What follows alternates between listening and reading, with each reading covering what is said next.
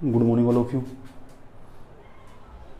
आज से कई वर्ष पूर्व एक मूवी आई थी, उसका एक गाना था जो मेरा बहुत ही फेवरेट गाना है। उसका नाम था मैंने दिल से कहा ढूंढ लाना खुशी, ना लेकर आया गम तो गम ही सही। मैंने दिल से कहा ढूंढ लाना खुशी, लेकर आया गम तो गम ही सही। आप इस गाने को सुनिए, बड़ा ही मस्त गाना है। ये मूवी जिसके द्वारा बनाई गई थी उस अभिनेता का नाम था इरफान खान। इरफान खान की बात आज मैं क्यों कर रहा हूँ, उनके बारे में आपको जानना बहुत ज़्यादा ज़रूरी है। क्यों इस तरह की बायोग्राफी आपको आगे भविष्य के लिए प्रेरणा का स्रोत बन सकती है। केवल आपके लिए आपको ऐसी बायोग्राफी ज़रूर देखनी चाहिए। उनकी मेरे बहुत ही अच्छे मतलब फेवरेट एक्टर रहे हुए हैं। हालांकि देखिए उन्होंने कितना कितना कितना एक छोटे से गांव से लेकर बॉम्बे तक का सफ़र कितना स्ट्रगल किया लाइफ में। लेकिन अफसोस, इस स्ट्रगल के साथ साथ वे इस स्ट्रगल से तो जीत गए, लेकिन उन्हें दुनिया की एक भयंकर और ख़तरनाक बीमारी, एक भयंकर जो WHO के द्वारा 10 बीमारियों में, खतरनाक बीमारियों में गिनी जाती है, एक बीमारी उनका दम तोड़ गई, वो है कैंसर। अब वे इस दुनिया में नहीं रहे। 29 अप्रैल को उनकी मृत्यु हो गई। देखना, अगर टाइम लगे तो गाना ज़रूर देखना। मैंने दिल से कहा ढूंढ लाना खुशी, ना समझ लाया गम तो गम ही सही। बड़ा ही इंटरेस्टिंग गाना आप देखोगे। उनकी एक और मूवी थी, मैं कुछ मूवी का नाम, एक मूवी थी उनकी हासिल, याद रखना, बड़ी इंटरेस्टिंग मूवी इरफान खान की। जितनी में लाइफ ऑफ पाई, आपको पाई का महत्व समझ में आएगा कि जानवरों के साथ वक्त कैसे बिताते हैं। ये सबसे अच्छी मूवी रही उनकी। समय लगा कभी भी, लगता है आपका कभी भी लगा हो समय, तो याद रखना इन मूवी को जरूर देखना। लाइफ ऑफ पाई, ज़िंदगी जीना सीख जाओगे, समझे। और लंच बॉक्स भी मूवी देखना, मैं सारी मूवी देखा हूँ उनकी, बढ़िया गजब।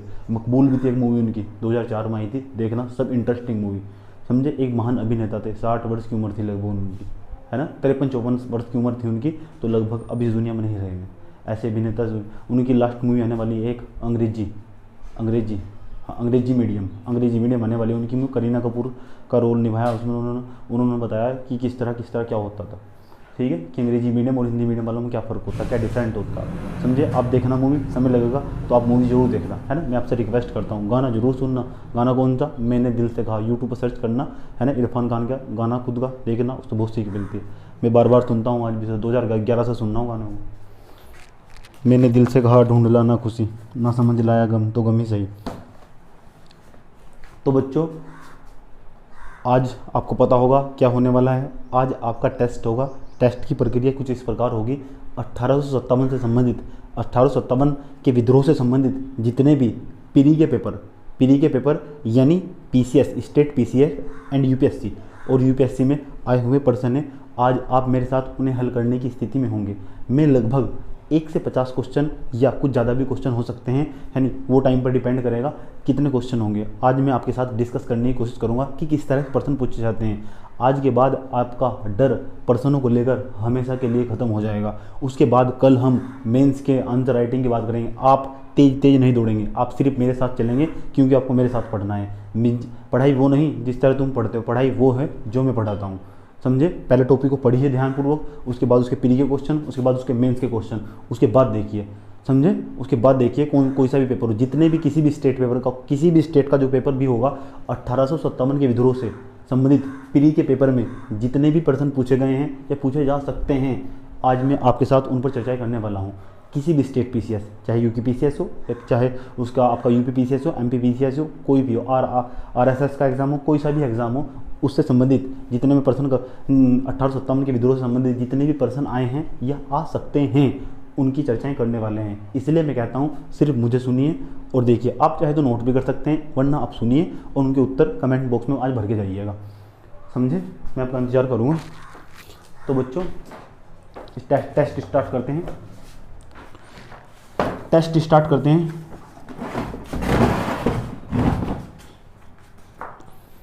टेस्ट स्टार्ट करने से पहले अगर आपने अभी तक मेरा 2 घंटे का 1857 का विद्रोह और उससे पहला वीडियो नहीं देखा, तो मेरा आपसे रिक्वेस्ट है, इस वीडियो के डिस्क्रिप्शन बॉक्स में जाइए, तो दोनों वीडियो पड़े मिलेंगे आपको। उन दोनों वीडियो को दोबारा देखिए। क्यों, तभी आप इन क्वेश्चन को हल करने की स्थिति में होंगे। क्यों, मैं जिस तरह पढ़ाता हूँ, जो आपने पढ़ा है वो नहीं, जिस तरह मैं पढ़ाता हूँ पर्सन उस तरह होंगे, समझे, आप मेरा पढ़ाने का स्टाइल समझ जाएंगे कि पर्सन कहाँ से आते हैं, और आपको आज ये भी समझ में आएगा कि पीसीएस के पर्सन और यूपीएससी के पर्सन में क्या डिफरेंस होता है। आप समझ जाएंगे कि इस एग्ज़ाम का और इस एग्ज़ाम का, दोनों एग्ज़ाम का नेचर कैसा है, समझे। अभी आप किसी नदी के सिर्फ किनारे पर हैं, अभी बीच में जाना है और नदी पार करनी है, समझे। और नदी पार कराने के लिए मैं आपके साथ आपका हमसफ़र हूँ। चलिए पहला क्वेश्चन ये रहा आपके सामने। पहला क्वेश्चन जो मैं क्वेश्चन बताऊंगा आपको, ये भी बताऊंगा ये कहाँ आया, पीसीएस में आया, कौन से पीसीएस में आया, है ना। जो जिस बच्चे को क्वेश्चन अच्छा लगे तो नोट भी कर सकता है, वरना उसके याद हो तो कोई बात नहीं, आपका जो नोट्स होगा उसे मल्टीपल रिवाइज कीजिए, है ना, उसे मल्टीपल रिवाइज कीजिए, बस सुनिए, है ना, सुनिए। पहला क्वेश्चन, अंग्रेजी भारतीय सेना में चर्बी वाले कारतूसों से चलने वाली एनफील्ड राइफल कब शामिल की गई। ध्यान से सुनना, बिहार पीसीएस में आया था प्रश्न, ध्यान से सुनना सब बच्चे, 2005 में। अंग्रेजी भारतीय सेना में चर्बी और कारतूसों से चलने वाली इनफील्ड राइफल कब शामिल की गई। पहला आपको बताना, जो इनफील्ड राइफल थी जब 1857 का विद्रोह हुआ था, है ना, जब सैनिक विद्रोह हुआ था, वो इनफील्ड राइफल कब शामिल की गई थी। अब आप समझ सकते हो कि इतना फैक्चुअल पर्सन होगा कि पीसीएस का जो लेवल होगा वो कैसा होगा, पूरी तरह फैक्चुअल होगा। अगर आपको पीसीएस देना चाहते हैं तो आपको पूरी तरह फैक्चुअल ही बनना पड़ेगा। अगर आप यूपीएससी देना चाहें तो आपको कॉन्सेप्चुअल बनना पड़ेगा, तथ्यात्मक नहीं, विश्लेषणात्मक जिसे बोलते हैं। तो दोनों पर्सनों की जो पर्सन पत्र होंगे उनकी प्रकृति हमेशा अलग होगी, वो पता लगेगा आपको जब मेरे साथ पढ़ेंगे। जिस दिन आप मेरे साथ 60 वीडियो लगातार बारी बारी से 2 बार देख चुके होंगे, आपके कहीं दिल के कोने में यूपीएससी और पीसीएस जो एक जैसा एग्जाम, बड़े एग्जाम यानी अधिकारी बनने का सपना कहीं ना कहीं धंस जाएगा। पहला ऑप्शन आपको बताना कि जो 1857 का विद्रोह था उसमें इनफील्ड राइफल कब यूज़ की गई थी, कब प्रयोग की गई थी। पहला ऑप्शन आपके सामने नवंबर 1856, आपको बताना नवंबर 1856। दूसरा ऑप्शन दिसंबर 1856। तीसरा ऑप्शन जनवरी 1857। चौथा ऑप्शन फरवरी 1857। दोबारा सुनना और बॉक्स में लिख कर भेजना पहले का ए या बी या सी, कौन सा हो सकता है ये आप बताएंगे। चलिए मेहनत करिए, जब मैं मेहनत कर रहा हूँ तो आप भी मेहनत करिए लिखने में। दूसरा क्वेश्चन भारत के प्रथम स्वतंत्रता संग्राम का मुख्य तात्कालिक कारण था। यह आया था आरएस के पेपर में जो राजस्थान का पेपर होता है ना, उसमें भारत के प्रथम स्वतंत्रता संग्राम का, आप इसे भारत का प्रथम स्वतंत्रता संग्राम कहते हैं। स्वतंत्रता संग्राम मतलब औपनिवेशिक सत्ता से मुक्ति का प्रथम चरण इसे कह सकते हैं, है ना। तो भारत का प्रथम स्वतंत्रता संग्राम का तात्कालिक कारण पूछ रहा है, ये हमने आपको समझाया था। आपको बताना है चार ऑप्शन आपके सामने हैं। लॉर्ड डलहौजी की हड़प नीति, आपको बताना है क्या ये इसका आंसर हो सकता है। दूसरा ऑप्शन अंग्रेजों का धर्म में हस्तक्षेप का संदेह। तीसरा ऑप्शन सैनिक असंतोष। चौथा ऑप्शन भारत का आर्थिक शोषण। आपको बताना इसका आंसर क्या होगा, मैं नहीं बताऊंगा। मैं आपको जो ये क्वेश्चन बोल रहा हूँ मैं आपको इसकी पीडीएफ दूंगा। पीडीएफ मेरे जो व्हाट्सएप ग्रुप होगा उस पर मिलेगी। व्हाट्सएप ग्रुप टेलीग्राम में आपको नहीं ज्वाइन करूँगा, है ना, और फेसबुक पेज पर आप नहीं जाएंगे क्योंकि फेसबुक के जो यूज़र की संख्या है वो पूरी 5000 है, उससे ज़्यादा नहीं हो सकते। आप बार बार फ्रेंड रिक्वेस्ट भेजेंगे तो कुछ नहीं होगा। नंबर 3 मंगल पांडे की घटना हुई थी। नंबर ए मेरठ में, नंबर बी बैरकपुर में, नंबर सी अंबाला में, नंबर 4 लखनऊ में। ये हमने आपको बड़े अच्छे तरीके से बताया है कि जो मंगल पांडे की घटना हुई थी वो कहाँ हुई थी, ये हमने आपको लिखवाया भी है। कृपया करके आपने वीडियो नहीं देखा तो वीडियो देखिए, उसके बाद टेस्ट दिलाइए। ये रहा आपके सामने चौथा प्रश्न, मंगल पांडे कहाँ के विप्लव से जुड़े हैं। Number A Barrackpore, number B Meerut, number C Delhi, number 4 उपयुक्त में से कोई नहीं। आपको बताना इसका आंसर क्या होगा, समझे। ये जो मैं आपको प्रश्न बता रहा हूँ ये यूपी पीसीएस में प्रश्न आए हुए हैं, यूपी पीसीएस और उत्तराखंड पीसीएस। मंगल पांडे सिपाही था। अगला क्वेश्चन, 5वां क्वेश्चन आपके सामने, मंगल पांडे सिपाही था। नंबर ए 19वीं नेटिव इन्फेंट्री का। देखो कितना कॉन्सेप्ट फैक्चुअल पर्सन होगा, तथ्यात्मक पर्सन होंगे। मंगल पांडे सिपाही था 19वीं नेटिव इन्फेंट्री का। आपको बताना। दूसरा ऑप्शन 25वीं नेटिव इन्फेंट्री का। सी ऑप्शन 49वीं नेटिव इन्फेक्ट्री का। डी ऑप्शन 94वीं नेटिव इन्फेक्ट्री का। आपको बताना कौन सी का था। चलिए, छठा प्रश्न, 1857 के विद्रोह के दौरान 1857 के विद्रोह के दौरान 1857 के विद्रोह के दौरान बहादुर शाह ने किसे साहब ए आलम बहादुर का खिताब दिया। कितना महत्वपूर्ण प्रश्न है। मैंने कहा था कि जो टेस्ट होगा, टेस्ट में एक आधा फैक्ट छूट जाएगा तो आप घबराएंगे नहीं, मैं उसके साथ कवर कर दूंगा। सभी चीज़ें एक साथ संभव नहीं है, समझे, इसलिए आपका टेस्ट लिया जाता है। जो एक आधा % छूट जाता है वो टेस्ट में इंक्लूड हो जाएगा, इसलिए आपको आपके लिए टेस्ट अनिवार्य है। दोबारा सुनिए प्रश्न, 1857 के विद्रोह के दौरान 1857 के विद्रोह के दौरान बहादुर शाह ने किसे साहब ए आलम बहादुर का खिताब दिया था।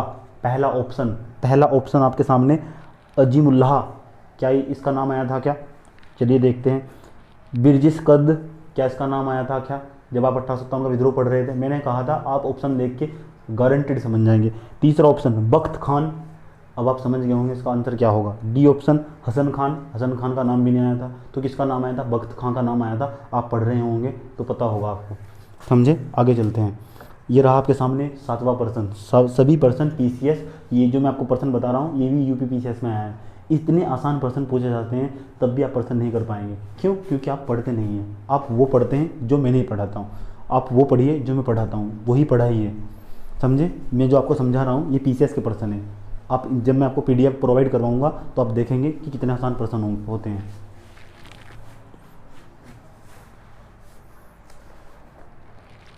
अगला प्रश्न ये रहा आपके सामने, 1857 की क्रांति सर्वप्रथम कहाँ से प्रारंभ हुई। 1857 की क्रांति सर्वप्रथम कहाँ से प्रारंभ हुई। पहला ऑप्शन लखनऊ, दूसरा ऑप्शन झांसी, तीसरा ऑप्शन मेरठ, चौथा ऑप्शन कानपुर। ये भी PCS में 2 बार प्रश्न आया। 9वां प्रश्न, प्रश्न नंबर 9, 1857 के स्वतंत्रता संग्राम से संबंधित पहली घटना थी। ध्यान से सुनना, 1857 के स्वतंत्रता संग्राम से संबंधित पहली घटना थी। 4 ऑप्शन आपको दिए जाएंगे, आपको बताना है पहली घटना कौन सी थी। कानपुर के विद्रोह और नाना साहब का नेतृत्व संभालना, आपको बताना है क्या है इसका आंसर हो सकता है। बेगम हजरत महल द्वारा अवध का नेतृत्व, बेगम हजरत महल द्वारा अवध का नेतृत्व। सी ऑप्शन सैनिकों का दिल्ली के लाल किले पर पहुंचना, सैनिकों का दिल्ली के लाल किले पर पहुंचना। आपको बताना है ये सही है या गलत है। तीसरा ऑप्शन, चौथा ऑप्शन झांसी की रानी का विद्रोह। आपको बताना इसका आंसर कौन सा होगा। 4 ऑप्शन आपके सामने बताए गए हैं, दोबारा सुनिए। कानपुर के विद्रोह में नाना साहब का नेतृत्व संभालना। बी ऑप्शन बेगम हजरत महल द्वारा अवध का नेतृत्व। सी ऑप्शन सैनिक का दिल्ली के लाल किले पर पहुंचना। चौथा ऑप्शन झांसी की रानी का विद्रोह। अगला प्रश्न मैं आपको हूबहू वही प्रश्न बताऊंगा जो पेपर में आए हुए हैं। प्रश्न नंबर 10, 1857 के स्वतंत्रता संग्राम का प्रतीक था। आपको बताना है 1857 का जो स्वतंत्रता संग्राम था उसका प्रतीक क्या था। ये हमने आपको लिखवाया था हूबहू। पहला ऑप्शन बाज, आपको बताना है बाज था। दूसरा ऑप्शन रुमाल, तीसरा ऑप्शन 2 तलवारें, चौथा ऑप्शन कमल और रोटी। आपको बताना है इसका आंसर क्या होगा। ये भी PCS में आया हुआ है, MP PCS में। देखा PCS के प्रश्न कितने आसान होते हैं, लेकिन कब, जब आप मेरे साथ पढ़ेंगे। पहले आप टॉपिक को मेरे साथ कंप्लीट कीजिए, उसका कॉन्सेप्ट समझिए, उसके बाद सवाल का आंसर दीजिए। चलिए प्रश्न नंबर 11, 1857 के स्वतंत्रता संग्राम में निम्नलिखित केंद्रों में से पहले अंग्रेजों ने किसे पुनः अधिकृत किया। आपको बताना सबसे, जब 1857 का विद्रोह था, 1857 के विद्रोह के दौरान ऐसा कौन सा क्षेत्र था जो सबसे पहले अंग्रेजों ने अधिकृत किया। आपको बताना है इसका। पहला ये रहा आपके सामने, पहला ऑप्शन झांसी, दूसरा ऑप्शन मेरठ, तीसरा ऑप्शन दिल्ली, चौथा ऑप्शन कानपुर। आपको बताना इसका आंसर क्या होगा। चलिए क्वेश्चन नंबर 12, कोई भी बच्चा नेट की सर्चिंग नहीं करेगा, अपना दिमाग लगाएगा, समझे। नेट सर्च करोगे तो आप अपने ज्ञान को संकुचित कर देंगे। जब तक आप नहीं सोचेंगे, जब पेपर देने के लिए जाएंगे वहाँ नेट नहीं होगा, समझे। आप गूगल नहीं होगा, आपको अपने दिमाग को गूगल बनाना होगा। सीमित जितना आपके पास ज्ञान रिसीव है उसके जरिए ऑप्शन तक पहुंचना होगा। यही कलाकारी आपको सीखनी है मेरे साथ। मैंने कहा था जब मैं पढ़ाता हूँ तो बहुत ज़्यादा पढ़ाता हूँ। नेक्स्ट क्वेश्चन और जो मैंने अभी आपको प्रश्न बताया ना वो यूपीपीसीएस 2015 में आया था। अच्छा सर फिर यूपीएससी में कैसे प्रश्न आते हैं, एक मिनट रुकिए, पहले पीसीएस के प्रश्न कवर कर लेते हैं, उसके बाद यूपीएससी के प्रश्न पत्र पे आएंगे। पिछले 5 सालों में 5 या 6 सालों में आए जितने भी 1857 के विद्रोह से जितने भी प्रश्न आए उनकी चर्चाएँ करेंगे, केवल पीरी के पेपर के भी। अच्छा सर फिर जो मेंस का पेपर होगा उसमें कैसे प्रश्न आएंगे, रुकिए, कल मेंस के प्रश्नों की चर्चाएँ होंगी। मैंने बताया मैं सिलेबस को सिर्फ एक ही बार पढ़ाऊंगा, बार बार पढ़ने की कोई आवश्यकता नहीं है। एक बार पढ़िए, मेरे साथ पढ़िए, उसके बाद कोई बुक पढ़िए, गारंटीड ऐसा नहीं हो सकता आप ना समझ पाएँ। क्यों? क्योंकि आप मेरे साथ पढ़ नहीं रहे हैं, मेरे साथ आप विश्लेषण कर रहे हैं। जब कोई इंसान किसी दूसरे बंदे के साथ मिलकर रिसर्च करता है तो अलग अलग निष्कर्ष निकलते हैं। आप भी अपना कोई मत दे सकते हैं। 1857 का विद्रोह पढ़ने के पश्चात मैं भी आपको पूरा विद्रोह पढ़ाने के पश्चात अपना मत रखूंगा और आप भी अपना मत रखेंगे। आप इससे क्या सीखिए, हम यहाँ से 1857 के विद्रोह को पढ़ने के पश्चात आपके लिए वहाँ से एथिक्स निकाल लाएंगे। अच्छा सर एथिक्स क्या होते हैं, नैतिकता निकाल ले जाएंगे, नैतिकता निकाल कर ले आएंगे। जो यूपी पीसीएस और यूपीएससी के पेपर में भी एक पेपर 4 का सिलेबस होता है पूरी तरह। एक ब्यूरोक्रेट के लिए यही एक जो ब्यूरोक्रेट होता है यानी प्रशासनिक अधिकारी होते हैं, प्रशासनिक अधिकारी के लिए इससे महत्वपूर्ण चीज़ हो ही नहीं सकती। जब तक आप अपने व्यक्तित्व में बदलाव नहीं करेंगे तब तक आप ब्यूरोक्रेसी का हिस्सा बन ही नहीं सकते।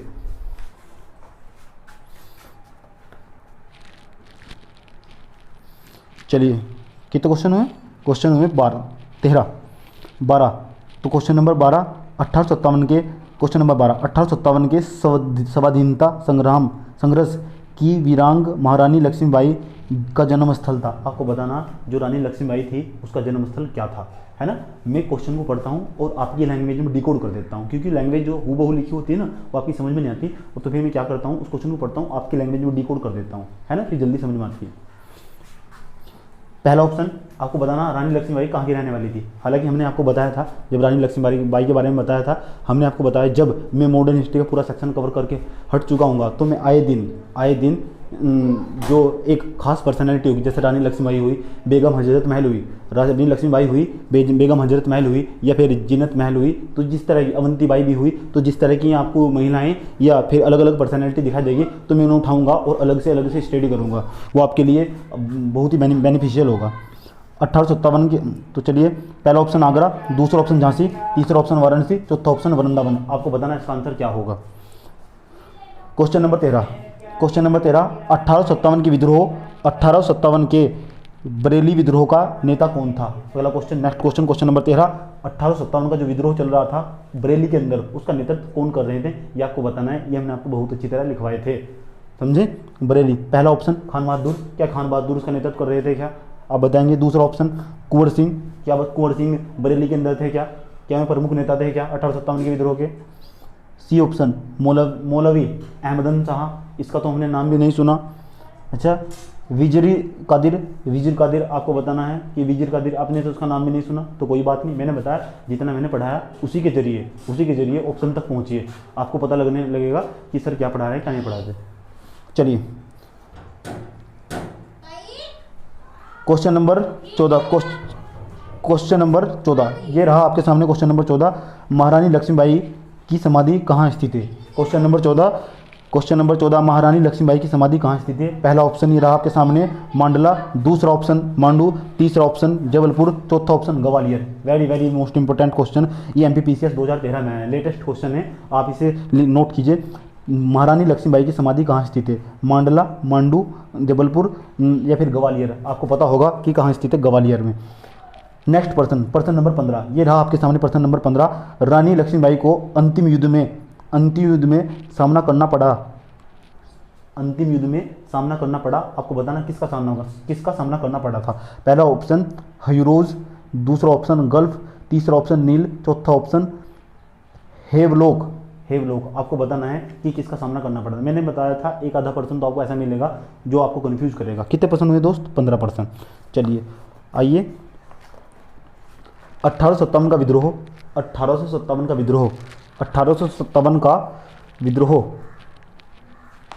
विद्रोह लखनऊ में किसके नेतृत्व में आगे बढ़ा। आपको बताना है 1857 के विद्रोह के नेता लखनऊ में कौन थे, उनका नेतृत्व कौन कर रहे थे, ये हमने आपको हूबहू लिखवाया था क्वेश्चन। पहला बेगम ऑफ अवध, दूसरा ऑप्शन तात्या टोपे, तीसरा ऑप्शन रानी लक्ष्मीबाई, चौथा ऑप्शन नाना साहेब। आप बताएंगे कौन थे? याद रखिए बेगम अवध, बेगम ऑफ अवध, बेगम ऑफ अवध का यही मतलब है कि बेगम हजरत महल। 17वां क्वेश्चन, वह महिला जिन्होंने अवध में 1857 की क्रांति का नेतृत्व किया। अवध में आपको बताना, अवध के अंदर 1857 की क्रांति का नेतृत्व किसने किया? कितना अच्छा पर्सन, कितना अच्छा पर्सन। पहला ऑप्शन रानी लक्ष्मीबाई, तीसरा ऑप्शन अहिल्याबाई, दूसरा ऑप्शन अहिल्याबाई, तीसरा ऑप्शन अरुणा आप अली, क्या इसका नाम सुना है क्या? चौथा ऑप्शन बेगम हजरत महल। जी हाँ, बेगम हजरत महल, क्योंकि जो लखनऊ वाला क्षेत्र था उसे पहले अवध कहा करते थे। 18वां प्रश्न ये रहा आपके सामने। 18% लखनऊ में 1857 के स्वतंत्रता संग्राम का नेतृत्व किसने किया? लखनऊ में, यानी वही पर्सन घुमाकर उसकी लैंग्वेज बदल कर बार बार वही पर्सन कि लखनऊ के अंदर 1857 के स्वतंत्रता संग्राम का नेतृत्व किसने किया? तो किसने? बेगम हजरत महल ने। आप इसे डायरेक्टली बता सकते हैं। क्यों? क्योंकि आप मेरे साथ प्री और मेंस दोनों पढ़ेंगे, सिर्फ एक ही बार पढ़ेंगे। इसके बाद इसे खत्म होने के पश्चात मैं भूगोल की वीडियो जारी करूँगा, एक एक वीडियो मैं आपको रोज़ प्रोवाइड कराऊंगा। वो जब उसके लिए जो भूगोल का पेपर होगा, भूगोल का एक अलग से पेपर होता है। आप पीसीएस का एग्जाम दे रहे हो तो उसमें भी एक अलग से पेपर होगा, प्री के लिए भी और किसी भी एग्जाम के लिए बहुत ही महत्वपूर्ण होगा। एग्जाम छोटा हो या बड़ा हो, है ना। नॉलेज कभी कम नहीं, आप पढ़ना कभी बंद मत करिए। आपकी एज कितनी हो जाए आप पढ़ना बंद मत करिए। मैं आज भी पढ़ता हूँ, समझे, और पढ़ता रहूँगा लास्ट तक, तब तक जब तक लिमिट होगी, समझे।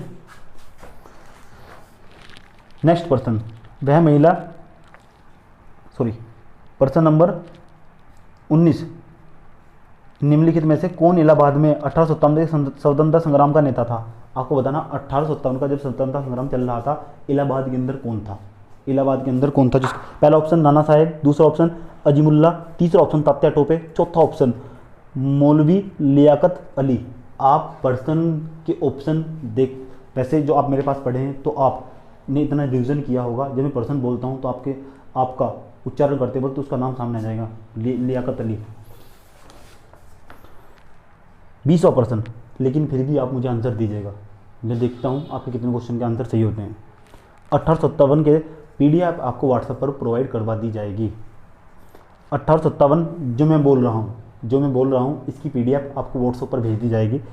1857 के संघर्ष में भाग लेने वाले सिपाहियों की सर्वाधिक संख्या थी। 1857 के संघर्ष में भाग लेने वाले सिपाहियों की सर्वाधिक संख्या थी। नंबर ए बंगाल में, नंबर बी अवध से, नंबर सी बिहार से, नंबर डी राजस्थान से। आपको बताना है कहाँ से थे सर्वाधिक। जो 1857 का विद्रोह था सर्वाधिक जन भागीदारी था, कहाँ से थी ये भी हमने आपको बताया था कि सर्वाधिक जन भागीदारी था कहाँ से थी।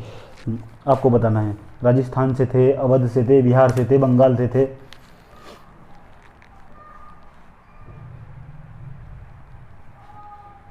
आपको बताऊं, और जहाँ से भी देखना है सबसे ज़्यादा सैनिक, लगभग 75,000 सैनिक थे। कितने? 75,000 सैनिक। अच्छा, आंसर बता ही दूँ आपको, राजस्थान था वो। 21वां प्रश्न, नाना साहब का कमांडर इन चीफ कौन था? नाना साहब का कमांडर इन चीफ कौन था? Number A Azim Ullah, number B Birjis Qadir, number C Tatya Tope, number D इनमें से कोई नहीं। यूपी लोअर पीसीएस में आया था ये प्रश्न 2008 में। इतने आसान प्रश्न आते हैं। अजीम उल्लाह का सलाहकार थे, अजीम उल्लाह खां सलाहकार थे नाना साहब के, तात्या टोपे के, रानी लक्ष्मीबाई के, कुंवर सिंह के। आपको बताना है अजीम उल्लाह खां सलाहकार थे। किसके सलाहकार थे? देखो मुल्ला कहाँ, लियाकत अली, इस तरह के नाम दिखाई देंगे।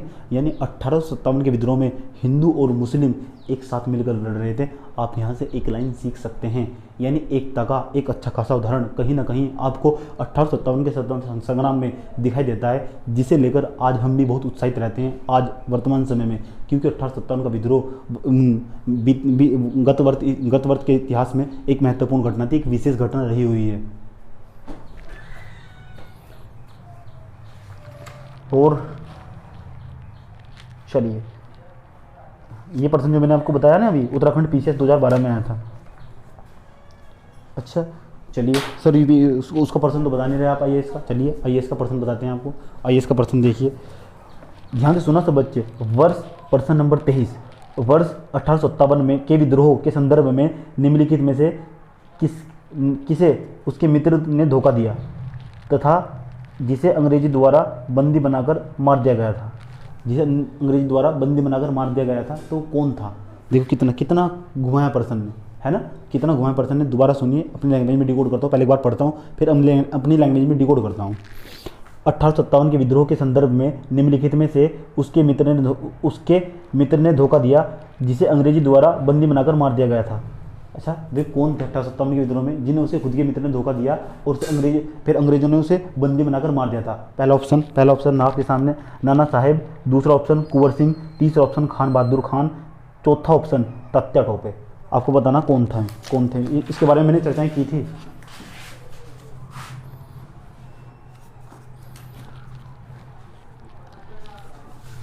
ये रहा आपके सामने अगला प्रश्न। 1857 के निम्नलिखित क्रांतिकारियों में से किसका वास्तविक नाम रामचंद्र पांडुरंग था? कितना अच्छा प्रश्न है ना। आपको बताना 1857 के विद्रोह के नेताओं के 4 नेताओं के नाम दिए गए, ये बताना कि किसका नाम रामचंद्र पांडुरंग था। ये भी यूपी पीसीएस में आया हुआ प्रश्न है। पहला ऑप्शन कुंवर सिंह, दूसरा तात्या टोपे, तीसरा ऑप्शन नाना साहेब, चौथा ऑप्शन मंगल पांडे। मैं मेहनत कर रहा हूँ तो आपको भी मेहनत करनी होगी। नेक्स्ट प्रश्न 2005 आईएएस का प्रश्न, आइए देख लेते हैं। कुंवर सिंह 1857 के विद्रोह के एक प्रमुख नायक थे। वह निम्नलिखित में से किससे संबंध थे? बिहार से, मध्य प्रदेश से, राजस्थान से, उत्तर प्रदेश से। आपको बताइए जो कुंवर सिंह थे वे नेतृत्व कहाँ कर रहे थे? बिहार से, राजस्थान से, मध्य प्रदेश से, कहाँ से? तो आपको उसका आंसर बताना है कहाँ से, या उत्तर प्रदेश से। क्वेश्चन नंबर 26, कुंवर सिंह ने 1857 के विद्रोह का नेतृत्व किस प्रांत से किया? आपको बताना है। यही प्रश्न वही हुबहू लेकिन घुमा कर पूछ लगा, वो भी बीपीएससी में, बीपीएस यानी बिहार पीसीएस में। 1857 के विद्रोह का नेतृत्व बिहार में किसने किया? वही प्रश्न, यानी प्रश्नों को घुमा पीसीएस के प्रश्न सेम होते हैं। किसी भी स्टेट पीसीएस का पेपर उठाइए और दूसरे पीसीएस का पेपर उठाइए, क्वेश्चन की लैंग्वेज चेंज लेकिन उत्तर सेम, लैंग्वेज चेंज लेकिन उत्तर सेम। यही मेरा पढ़ाने का तरीका है। मैं पहले किसी भी जो पेपर होते हैं मैं दूसरे स्टेट के पेपर एनालाइज करता हूँ और फिर यहाँ उत्तराखंड में ले आता हूँ। इसी तरह मैं बोर्ड के पेपर पढ़ाता हूँ और बोर्ड का हूबहू वही पेपर आता है। यही मेरी कलाकारी है, समझे। अच्छा, मुझे कैसे पता लगा? क्योंकि मैं मनोरंजन रखता हूँ, मुझे पढ़ने के अलावा कुछ काम नहीं है। मुझे 2 ही पसंद है, पढ़ना, पढ़ाना और घूमना, 3 चीज़। कितने प्रश्न हुए? प्रश्न हुए अब तक 27 प्रश्न। कितने? 27 प्रश्न हुए, 28वां प्रश्न।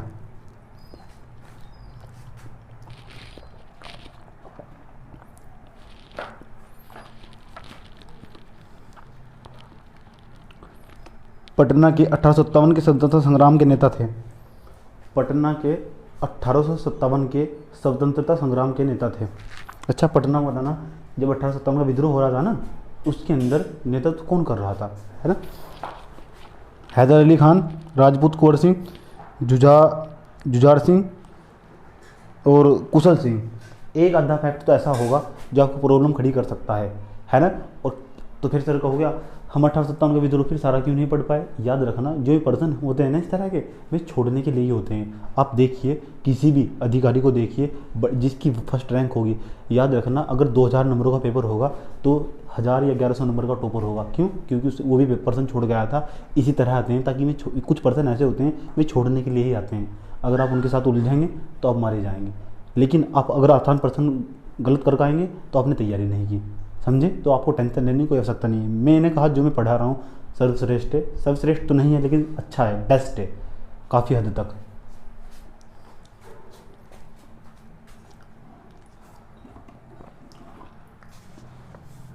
इसका आंसर था राजपूत कुंवर सिंह। 29वां प्रश्न, निम्नलिखित में से कौन असम में 1857 क्रांति का नेता था? UP PCS 2007। कितना फैक्चुअल पर्सन। आपको बताना कि जो असम था, असम के अंदर 1857 के विद्रोह का नेतृत्व कौन कर रहा था? पहला ऑप्शन दीवान मनीराम दत्त, दूसरा ऑप्शन कल्पेश्वर सिंह, तीसरा ऑप्शन पुरंदर सिंह, चौथा ऑप्शन पियाली बरुआ।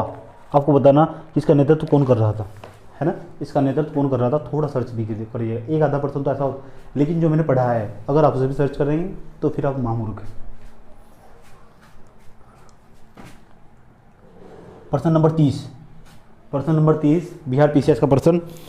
1857 के विद्रोह का बिहार में 15 जुलाई 1857 से 20 जनवरी 1858 का केंद्र था। आपको बताना है जब 1857 का विद्रोह चल रहा था 15 जुलाई से लेकर 20 जनवरी 1858 तक केंद्र था। आपको बताना है कहाँ था केंद्र इसका। पहला ऑप्शन रामपुर, दूसरा ऑप्शन हमीरपुर, तीसरा ऑप्शन धीरपुर, चौथा ऑप्शन जगदीशपुर। आपको बताना आंसर क्या होगा। क्वेश्चन नंबर 31 ये रहा आपके सामने क्वेश्चन नंबर 31। जगदीशपुर के किस व्यक्ति ने 1857 ईस्वी के विप्लव में क्रांतिकारियों का नेतृत्व किया। जगदीशपुर में, क्वेश्चन वही लेकिन घुमाकर। जगदीशपुर में किस व्यक्ति ने 1857 के विप्लव में क्रांति का नेतृत्व किया। Number 1 Kunwar Singh, number B Chandrashekhar, number C Tirath Singh, number D Ram Singh. आपको बताना है इसका आंसर क्या होगा। जगदीशपुर के राजा थे, आपको बताना जगदीशपुर के राजा कौन थे। पहला ऑप्शन नाना साहेब, दूसरा ऑप्शन तात्या टोपे, तीसरा ऑप्शन रानी लक्ष्मीबाई, चौथा ऑप्शन कुंवर सिंह। कितना आसान प्रश्न। 1857 ईस्वी की क्रांति 3300%। 1857 ईस्वी की क्रांति में अंग्रेजों व जोधपुर की संयुक्त सेना को पराजित करने वाला था। 1857 का जो विद्रोह चल रहा था उसमें अंग्रेजों व जोधपुर की संयुक्त सेना को पराजित करने वाला था, कौन था। आपको बताना है कि जोधपुर मतलब राजस्थान के अंदर किसने जो अंग्रेजी सेना थी उसको पराजित करने वाला था, कौन था, किसने पराजित किया था। पहला ऑप्शन तात्या टोपे, दूसरा ऑप्शन टोंक के नवाब का वजीर, तीसरा ऑप्शन महाराज सिंह, चौथा ऑप्शन अलवा के ठाकुर कुशल सिंह। कितना फैक्चुअल पर्सन ये आपको बताना है, इसका आंसर क्या होगा। आप नोट करिए इस पर्सन को। जिन पर्सनों के आप आंसर डायरेक्ट दे पा रहे हैं जिन पर्सनों के आप आंसर डायरेक्ट दे पा रहे हैं उन्हें नोट मत कीजिए। जो आपको हूबहू पता है नोट मत कीजिए, लेकिन जो पर्सन आपको 1-आधा% ऐसा जो फैक्चुअल दिखाई देगा तो आप उसे कॉपी में नोट कीजिए। नोट करना चाहिए, आपके नोट्स पूरी तरह कंप्लीट होंगे। उसके बाद कल मेंस के पर्सन चलेंगे, आप देखेंगे कि मेंस के पर्सन हम किस तरह कम तथ्यों के साथ भी मेंस के पर्सन लिखे जा सकते हैं। किस तरह आपको एक प्रभावशील भाषा दिखाई देगी और पढ़ने वाला किस तरह आपका पर्सन पढ़ते पर्सनों के साथ बह जाएगा और आपको नंबर दे जाएगा। चलिए कितने पर्सन हुए 3400%। निम्नलिखित में से कौन सा स्थल राजस्थान में 1857 क्रांति का केंद्र था। निम्नलिखित में से कौन सा स्थल राजस्थान में 1857 क्रांति का केंद्र था। पहला ऑप्शन अजमेर, दूसरा ऑप्शन जयपुर, तीसरा ऑप्शन नीमच, चौथा ऑप्शन आउवा। आपको बताना इसका आंसर क्या होगा। 3500%। निम्नलिखित में से किसने 1857 में अंग्रेजों से संघर्ष किया। निम्नलिखित में से किसने 1857 में अंग्रेजों से संघर्ष किया। पहला ऑप्शन, ध्यान से सुनना सब बच्चे, पहला ऑप्शन चंद्रशेखर आजाद, दूसरा ऑप्शन राम प्रसाद बिस्मिल, तीसरा ऑप्शन सादत खान, चौथा ऑप्शन माखनलाल चतुर्वेदी। आपको बताना कि 1857 में अंग्रेजों से संघर्ष किया किसने, समझे। 3600%। निम्नलिखित में से कौन 1857 के विद्रोह में अंग्रेजों का सबसे कट्टर दुश्मन था। पहला ऑप्शन मौलवी अहमदुल्ला शाह, दूसरा ऑप्शन मौलवी इमदादुल्ला शाह, तीसरा ऑप्शन मौलाना फलजेक खैराबी, चौथा ऑप्शन नवाब लियाकत अली। आपको बताना इसका आंसर क्या होगा। दोबारा सुनिए प्रश्न। 1857 के विद्रोह में अंग्रेजों का सबसे कट्टर दुश्मन कौन था। आपको बताना अंग्रेजों का सबसे कट्टर दुश्मन कौन था। मौलवी अहमदुल्ला शाह, दूसरा ऑप्शन मौलवी इमदुल्ला शाह, तीसरा ऑप्शन मौलाना फलेज खैराबी, चौथा ऑप्शन नवाब लियाकत अली। आपको बताना इसका आंसर क्या होगा।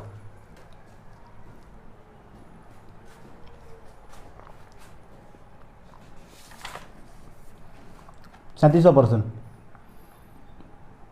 सबसे मस्त पर्सन, मेरा फेवरेट पर्सन, मेरे फेवरेट कवि। 1857 के विद्रोह को किस उर्दू कवि ने देखा था? 1857 के विद्रोह को किस उर्दू कवि ने देखा था? पहला ऑप्शन मीर तकी मीर, दूसरा ऑप्शन जोक, तीसरा ऑप्शन गालिब, चौथा ऑप्शन इकबाल। आपको बताना है इसका आंसर क्या होगा। 38वां प्रश्न, सुप्रसिद्ध उर्दू शायर मिर्ज़ा गालिब का मूल निवास था। जो मिर्ज़ा गालिब थे वे कहाँ के रहने वाले थे? इनके बारे में तो आपको पता ही होना चाहिए। मिर्ज़ा गालिब कहाँ के रहने वाले थे? लोअर पीसीएस में आए हैं 2002 में। सुप्रसिद्ध उर्दू शायर मिर्ज़ा गालिब का मूल निवास था। पहला ऑप्शन आगरा, दूसरा ऑप्शन दिल्ली, तीसरा ऑप्शन लाहौर, चौथा ऑप्शन लखनऊ। आपको बताना है मिर्ज़ा गालिब कहाँ के रहने वाले थे।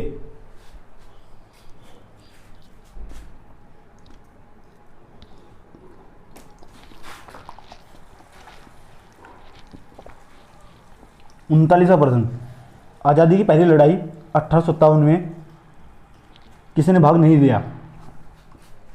आज़ादी की पहली लड़ाई 1857 के विद्रोह में किसने पहले भाग नहीं लिया? आपको बताना है इसका आंसर क्या होगा।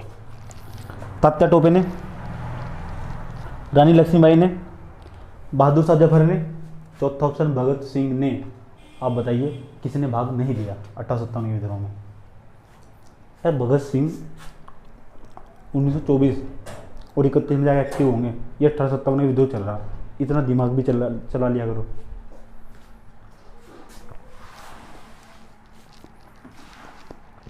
नेक्स्ट प्रश्न, सारे पीसीएस के प्रश्न। 1857 के विद्रोह, 40वां प्रश्न। 1857 के विद्रोह से निम्नलिखित में से कौन संबंध नहीं था? कौन संबंध नहीं था? उद्धम, पहला ऑप्शन बेगम हजरत महल, दूसरा कुंवर सिंह, चौथा ऑप्शन मौलवी अहमदुल्लाह, तीसरा ऑप्शन था उधम सिंह। उधम सिंह। आपको बताना इसका आंसर क्या होगा। 41वां प्रश्न, 1857 के स्वतंत्रता संग्राम में किस राजवंश ने अंग्रेजों की सर्वाधिक सहायता की? 1857 के स्वतंत्रता संग्राम में किस राजवंश ने अंग्रेजों की सर्वाधिक सहायता की? पहला ऑप्शन आपके सामने ग्वालियर के सिंधिया, दूसरा ऑप्शन इंदौर के होलकर, तीसरा ऑप्शन नागपुर के भोंसले, चौथा ऑप्शन रामगढ़ की लोहरी। आपको बताना इसका आंसर क्या होगा। क्वेश्चन नंबर 42, भारत में शिक्षित मध्य वर्ग ने 1857 ने, फिर चार ऑप्शन दिए हुए। भारत में 1857 के शिक्षित वर्ग ने 1857 के विद्रोह में चार ऑप्शन दे रखे हैं। आपको बताना क्या आंसर था। पहला ऑप्शन 1857 के विद्रोह का विरोध किया, आपको बताना विरोध किया। दूसरा ऑप्शन 1857 के विद्रोह का समर्थन किया। तीसरा ऑप्शन 1857 के विद्रोह ने तटस्थता बनाए रखी थी। डी ऑप्शन आपको बताना देशी शासकों के विरुद्ध युद्ध किया। ये मैंने आपको हूबहू बताया था कि 1857 के विद्रोह का असफल कारण क्या था। समझे? आप वहीं से प्रश्न निकाल ले जाएंगे, उत्तर निकाल ले जाएगा इसका। 43वां प्रश्न, 1857 के विद्रोह में भाग नहीं लिया। चार ऑप्शन दिए गए हैं, आपको बताना है किसने भाग नहीं लिया। खेतीहर मजदूरों ने, आपको बताना क्या खेतीहर मजदूरों ने भाग लिया था क्या? दूसरा ऑप्शन साहूकारों ने भाग लिया था क्या? आप बताएंगे। तीसरा ऑप्शन कृषक वर्ग ने भाग लिया था और किसने भाग लिया था? जमींदारों ने। आपको बताना है इनमें से किसने भाग लिया और किसने भाग नहीं लिया 1857 के विद्रोह में। बड़ा इंपॉर्टेंट प्रश्न है।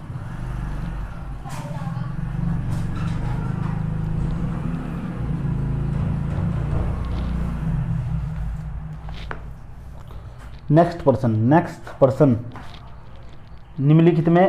निम्न में से कौन सा एक क्षेत्र 1857 के विद्रोह से प्रभावित नहीं था? पहला ऑप्शन झांसी, दूसरा ऑप्शन चित्तौड़, तीसरा ऑप्शन जगदीशपुर, चौथा ऑप्शन लखनऊ। आपको बताना है कि कौन सा ऐसा क्षेत्र था जो ये आईएएस में ही आया हुआ है। उत्तराखंड पीसीएस में 2006 में आया, पहले आईएएस में आया 2005 में। आपको बताना है कि कौन सा क्षेत्र प्रभावित नहीं था। पहला ऑप्शन झांसी, दूसरा चित्तौड़, तीसरा जगदीशपुर, चौथा ऑप्शन लखनऊ। 45वां प्रश्न आपके सामने रहा। 45वां प्रश्न, 1857 के विद्रोह का कौन सा भाग अप्रभावित रहा? 1857 के विद्रोह का कौन सा भाग अप्रभावित रहा? पहला ऑप्शन दानापुर, दूसरा ऑप्शन पटना, तीसरा ऑप्शन आरा, चौथा ऑप्शन मुजफ्फरपुर, पांचवा ऑप्शन मुंगेर। आपको बताना है इसका क्या आंसर क्या होगा कि कौन कौन से भाग ऐसे थे जो अप्रभावित रहे, है ना। चलिए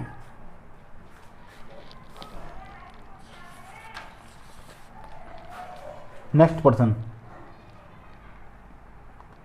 इसकी मैचिंग करनी है, आपको बताना है इसका मैचिंग करनी है इसकी, है ना। लिखिए कि पर्सन, एक तरफ सूची एक तरफ सूची 2, आपको बताना है कौन से विद्रोह में कौन कौन से स्थान से संबंधित था। नंबर ए पे लिखिए, मैचिंग करनी है आपको, कौन सा किस पे सही जाएगा। नंबर ए लिखिए, ए नंबर ए, सूची 1 सूची 2, इसमें लिखिए ए, इसमें लिखिए इधर ए में लिखिए बख्त खां, और पहली तरफ दूसरी सूची में लिखिए अवध। क्या बख्त खां अवध में था क्या? दूसरा ऑप्शन मौलवी अहमदुल्लाह, बी ऑप्शन में लिखिए मौलवी अहमदुल्लाह, और इस इधर लिखिए, इधर सूची 2 में कानपुर। सी कुंवर सिंह, पहली तरफ लिखिए आगरा। चौथा ऑप्शन इधर लिखिए नाना साहेब, इधर लिखिए दिल्ली। आपको मैचिंग करनी है इसकी, खुद करिएगा, अपनी कॉपी में नोट कर लीजिएगा। इस तरह के पर्सन होते हैं ना, इस तरह आजकल ट्रेंड चल रहा है, उस तरह के पर्सन पूछे जाते हैं पेपर में, कि इधर 4 स्थानों का नाम लिख देगा और इधर नेतृत्वकर्ता का नाम लिख देगा और मैचिंग कराएगा आपको और नीचे ऑप्शन दे देगा, समझे। तो इस तरह के पर्सनों का आजकल ट्रेंड चल रहा है, तो इस तरह का पर्सन जीना चाहिए आपको। इस तरह के पर्सन में कितने पर्सन हुए दोस्त? 46 पर्सन। कहाँ आया था? चंडीगढ़ PCS में आया था। आइए, जो 47वां पर्सन था ना, वो भी ऐसा ही दिखाई देगा आपको। अच्छा, ये पर्सन कैसे दिखाई देंगे? पर्सन सर हम कैसे पता लगेगा? सर आपको PDF फाइल प्रोवाइड करवाएंगे, आप टेंशन मत लीजिएगा। हम है ना, हम आपको व्हाट्सएप पे, आपको कोई प्रॉब्लम हो तो व्हाट्सएप पे हम आपको पूरे 50 क्वेश्चनों की PDF फाइल प्रोवाइड कराएंगे। अच्छा सर, उसके UPSC पर्सन नहीं बताएंगे, 1 मिनट रुकिए, UPSC पर्सन बताएंगे, उसकी भी PDF फाइल आपको भेज दी जाएगी।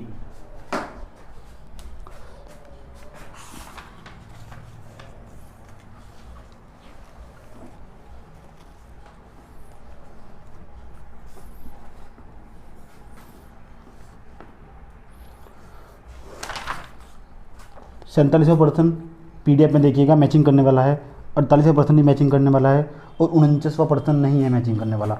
49वां पर्सन देखिए, 1857 के विद्रोह के समय भारत का गवर्नर जनरल कौन था? बड़ा ही महत्वपूर्ण पर्सन है। 1857 का जब विद्रोह चल रहा था, उस समय भारत का गवर्नर जनरल कौन था?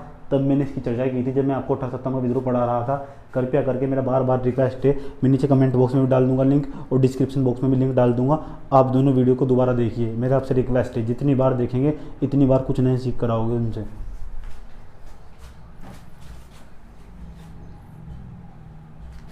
अठारह के विद्रोह के समय भारत का गवर्नर जनरल कौन था?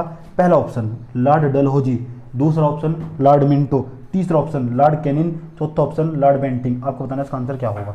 कई बार पेपर में PCS, Chandigarh PCS, UP PCS, ARO, पता नहीं कितना एग्जामों में आया, बहुत एग्जामों में आया।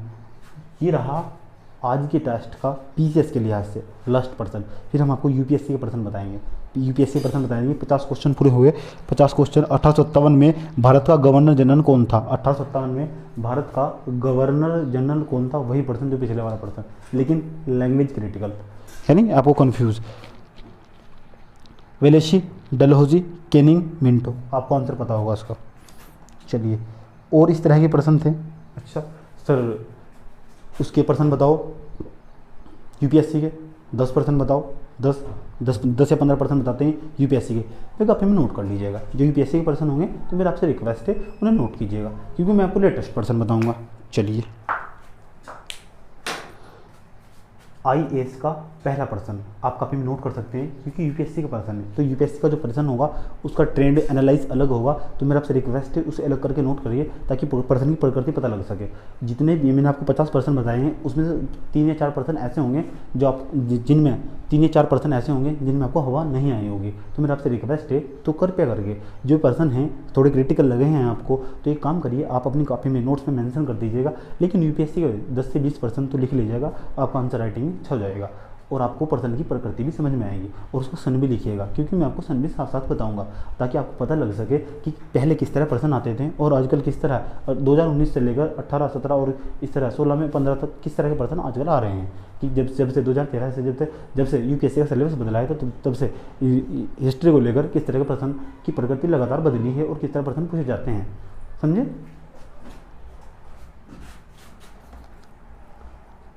पहला क्वेश्चन, आईएएस 2006 का पर्सन पता होना चाहिए कि पहले किस तरह पर्सन आते थे।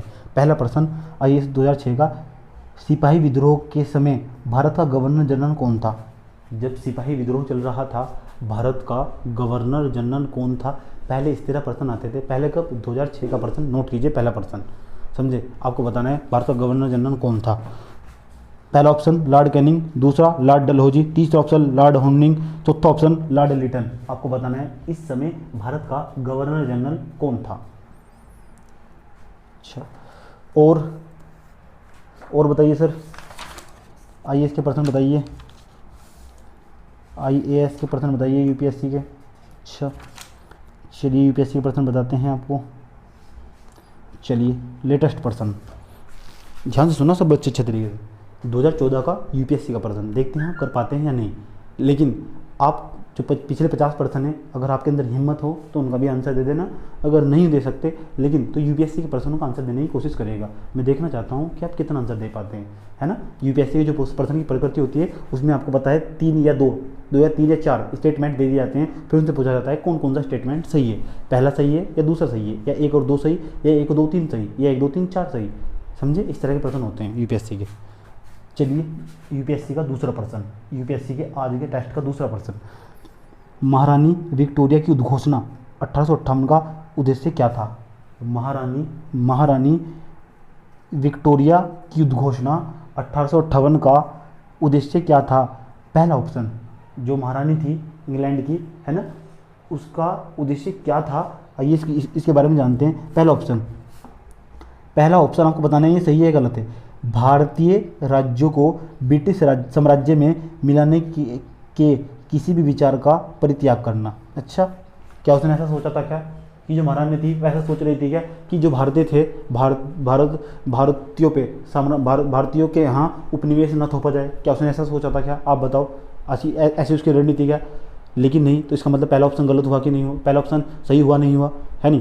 कि उसका जो था मकसद था कि जो भारत को अपना उपनिवेश बनाना, है ना, तो इसका मतलब पहला ऑप्शन सही होगा। ये लिखा हुआ है, दोबारा सुनिए, भारतीय राज्यों को ब्रिटिश साम्राज्य में मिलाने के किसी प्रयास को विचार का त्याग करना। क्या वो ऐसे विचार का परित्याग करना चाहती थी, जी नहीं। दूसरा ऑप्शन, भारतीय प्रशासन को ब्रिटिश क्राउन के अंतर्गत रखना। क्या ये है कि नहीं था। जब हम आपको चैप्टर स्टार्ट कराते हैं तो इस तरह के प्रश्न वहाँ दिखाई देते हैं। इसलिए मैं कहता हूँ यूपीएससी के लिए आपको जो मैं आपको स्टार्टिंग पढ़ाता हूँ, चैप्टर स्टार्ट करने से पहले जो मैं आपको फैक्ट बताता हूँ, उस तरह के पर्सन एनालाइज करने को मुझे बहुत ध्यान से सुनना होगा। जो मैं बताऊंगा वो किताब में नहीं मिलेगा, पेपर में पर जो पर्सन होंगे वो वहीं से आएंगे। मैं आपको जो समझा रहा हूँ ये 2014 का यूपीएससी का पर्सन है, आज के टेस्ट का दूसरा पर्सन। तीसरा ऑप्शन, भारत के साथ ईस्ट इंडिया कंपनी के व्यापार का नियमन करना। अच्छा, ये काम था उसका। जो महारानी विक्टोरिया थी भारत के साथ ईस्ट इंडिया कंपनी का व्यापार करना चाहती थी। आप बताओ, व्यापार नहीं उपनिवेश बनाना चाहती थी। इसका मतलब तीसरा स्टेटमेंट गलत हुआ, पहला और दूसरा सही होगा, और इसका आंसर 1 और 2 ही सही है। इस तरह के प्रश्न यूपीएससी पूछता है। हालांकि अगर देखा जाए अगर आपने टॉपिक को मेरे साथ फैक्चुअल ज़्यादा कम और कंसेप्चुअल ज़्यादा पढ़ा है तो यूपीएससी के प्रश्न आपको पीसीएस की अपेक्षा आसान दिखाई देंगे और आपके दिमाग का एनालाइज करेंगे। अब आप समझ गए होंगे कि यूपीएससी के प्रश्नों की प्रकृति और पीसीएस के प्रश्न आसान, फैक्ट रट के भी काम चला जा सकता है, फैक्ट रट के भी काम चला जा सकता है, लेकिन यूपीएससी प्रश्न को एनालाइज ही करना होगा, है ना।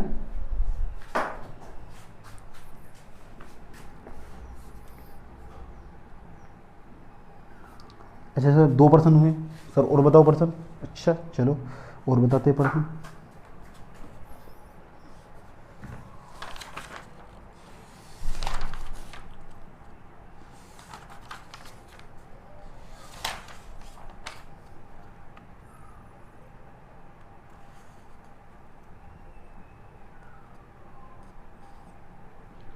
देखते हैं आप कर पाते हैं नहीं। 2011 का पर्सन है यूपीएससी 2011 का, यानी आज का तीसरा पर्सन।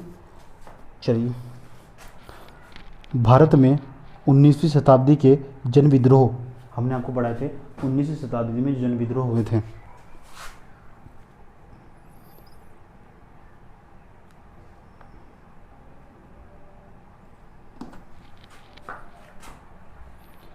भारत में 19वीं शताब्दी के जन विद्रोह के लिए निम्नलिखित में से कौन से तत्व ने साझा करना मुहैया किया?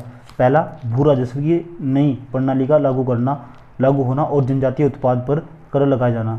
दूसरा ऑप्शन, जनजातीय क्षेत्रों में विदेशी धर्म प्रचारकों का प्रभाव करना। तीसरा ऑप्शन, जनजातीय क्षेत्रों में बिचौलिए के रूप में बड़ी संख्या के महाजनों, व्यापारियों और लगान के ठेकेदारों का बढ़ना। जनजातीय समुदायों की प्राचीन भूमि संबंधी व्यवस्था का संपूर्ण विदारण करना। प्रश्न देखो कितना डिफिकल्ट और क्रिटिकल दिखाई देगा आपको। इस तरह के प्रश्न पेपर में पूछे जाते हैं। हालांकि मैं आपको 19वीं शताब्दी के जन विद्रोह पढ़ाऊंगा तभी ये प्रश्न समझ में आएगा। मैंने आपको बताया कि प्रश्न किस तरह पूछे जाते हैं, है ना।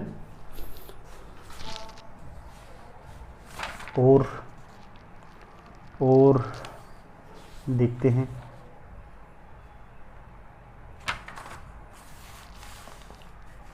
अच्छा एक प्रश्न और बताऊं, चौथा प्रश्न आज का। निम्नलिखित में अंग्रेजों में से कौन था जिसने सर्वप्रथम भगवत गीता का अंग्रेजी में अनुवाद किया? कितना महत्वपूर्ण प्रश्न है ना। इसका मतलब कहीं ना कहीं 1857 के विद्रोह से रिलेटेड रहा होगा, जन विद्रोह से रिलेटेड रहा होगा। तो इस तरह का प्रश्न पूछा जाता है। पहला ऑप्शन विलियम जोन्स, दूसरा ऑप्शन चार्ल विलंकिश, हाँ। उसके बाद एलेक्जेंडर कलिंगम, चौथा ऑप्शन जॉन मार्शल। आपको बताना है इसका आंसर क्या था, है ना। इसका आंसर किसने जो भगवद गीता थी उसका अंग्रेजी में अनुवाद किया, ऐसे अंग्रेज का आपको नाम बताना है। और बताइए कितने परसेंट हुए? 4%। नोट करते रहिएगा आप।